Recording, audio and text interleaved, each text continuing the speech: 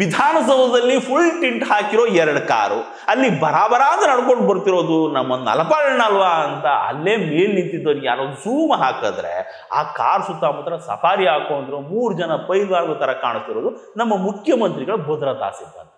ನಲಪಣ್ಣ ಬಂದ ಕೂಡಲೇ ಡೋರ್ ತೆಗೆದು ಸೆಲ್ಯೂಟ್ ಹೊಡೋದು. ನಮ್ಮ ನಲಪಣ್ಣದೇನು ಅವ್ರ ಕೈ ಕೊಟ್ಟು ಕಾರ್ ಒಳಗಡೆ ಕೂತ್ಕೊಳ್ಳೋ ಅಷ್ಟಲ್ಲಿ ಇವ್ರು ಅದನ್ನ ಸಮವಾಗಿ ಹಂಚ್ಕೊಂಡು ಜೇಬ್ ಇಟ್ಕೊಂಡು ಡೋರ್ ಹಾಕೊಂಡು ಸೆಲ್ಯೂಟ್ ಹೊಡೆದು ಕಳಿಸ್ಕೊಟ್ರು. ಈ ವಿಡಿಯೋ ಇವಾಗ ಸಿಕ್ಕಾಬಟ್ಟೆ ವೈರಲ್. ಅವ್ರು ಏನು ಕೊಟ್ರು, ಇವ್ರು ಏನು ಇಸ್ಕೊಂಡ್ರು, ಅದೇನು ಹಂಚ್ಕೊಂಡ್ರು, ಕೊಟ್ಟೋರಿಗೆ ಗೊತ್ತು, ತಗೊಂಡೋರಿಗೆ ಗೊತ್ತು. ಇದೆಲ್ಲ ಅಲ್ಲಿ ಕಾಮನ್ ಅಂತೆ. ಇರೋರು ಕೊಡ್ತಾರೆ, ಇವ್ರು ಇಸ್ಕೋತಾರೆ. ಇವ್ರು ಏನು ಕೇಳಲ್ಲ, ಅವ್ರು ಏನು ಸುಮ್ಮನೆ ಹೋಗಲ್ಲ. ಇದರಲ್ಲಿ ಯಾರು ತಪ್ಪು ಅಂತ ಹೇಳಕ್ಕಾಗುತ್ತೆ?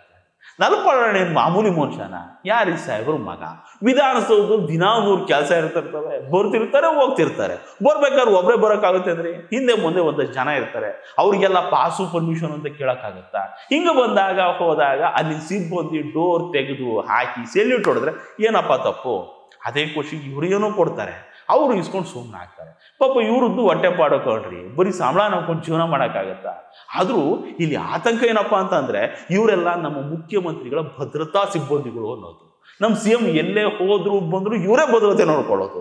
ಇಂಥ ಸಿಬ್ಬಂದಿ ಹಿಂಗೆ ಗಿಫ್ಟು ಸ್ವೀಟು ಇಸ್ಕೊಳ್ಳೋ ಅಭ್ಯಾಸ ಇಟ್ಕೊಂಡ್ಬಿಟ್ರೆ, ಅದು ಚಟ ಆಗ್ಬಿಟ್ರೆ ಅದರಿಂದ ನಮ್ಮ CM ಭದ್ರತೆ ಕೂತಾಗಲ್ವಾ ಅನ್ನೋದು ನಮ್ಮ ಜನರ ಆತಂಕ. ಒಂದ್ಸಾರಿ ಇಸ್ಕೊಳ್ಳೋ ಚಟ ಹತ್ಕೊಂಡ್ಬಿಟ್ರೆ ಯಾರು ಕೊಟ್ಟರು ಇಸ್ಕೋಬೇಕು ಅನ್ಸುತ್ತೆ, ಕೊಡ್ದಿದ್ರೆ ಕೇಳಬೇಕು ಅನ್ಸುತ್ತೆ.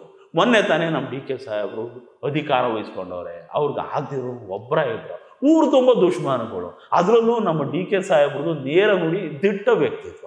ಮೊನ್ನೆ ನೋಡಿದ್ರಲ್ಲ, ಯಾರಿಗೇನು ಅಂದ್ಕೊಂಡ್ರು ತಲೆ ಕೆಡಿಸ್ಕೊಳ್ದಂಗೆ ಅಜ್ಜನ ಫೋಟೋ ಸ್ಟೇಜ್ ಮೇಲೆ ಇಟ್ಕೊಂಡು ಪ್ರಮಾಣ ವಚನ ತಗೊಂಡ್ರು. ಹಣೆ ಮೇಲೆ ಕುಂಕುಮ ಇಟ್ಕೊಂಡ್ರೆ, ದೇವ್ರಿಗೆ ಕೈ ಮುಗಿದ್ರೆ ಯಾರಿಗೋ ಭಾವನೆ ಘಾಸಿ ಆಗುತ್ತೆ ಅಂತ ತಲೆ ಕೆಡಿಸ್ಕೊಳ್ಳಿಲ್ಲ. ಅದಕ್ಕೆ ಇವ್ರ ಪಾರ್ಟಿನಲ್ಲಿ ಇವ್ರನ್ನ ಕಂಡ್ರೆ ಆಗೋರು ದೊಡ್ಡಿದ್ದಾರೆ.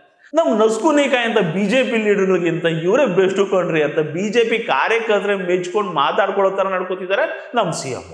ಇಂಥ ಮುಖ್ಯಮಂತ್ರಿಗಳ ಭದ್ರತಾ ಸಿಬ್ಬಂದಿ ಹಿಂಗೆಲ್ಲ ಆಗ್ಬಿಟ್ರೆ ಹೆಂಗೆ ಅನ್ನೋದು ಜನಗಳ ಆತಂಕ. ಇದ್ರ ಜೊತೆಗೆ ಕಷ್ಟ ಅಂತ ಯಾರಾದ್ರೂ ಬಡವರು ಬೊಗ್ರು ಬಂದ್ರೆ ಭದ್ರತೆ ಪ್ರಾಬ್ಲಮ್, ಸೆಕ್ಯೂರಿಟಿ ಇಶ್ಯೂ ಆಗ್ಬಿಡುತ್ತೆ ಅಂತ ವಿಧಾನಸೌಧ ನೆರಳಿಗೂ ಸೇರಿಸಲ್ವಂತೆ ಈ ಭದ್ರತಾ ಸಿಬ್ಬಂದಿಗಳು. ಇರೋರ್ಗೊಂದು ಇದ್ದವ್ರಿಗೊಂದು ತಾರತಮ್ಯ ಮಾಡ್ತಾರಲ್ಲ ಅಂತ ಜನಕ್ಕೆ ಬೇಜಾರು. ಏನೋಪ್ಪ ತಿಳಿದವ್ರು ಏನೋ ಒಂದು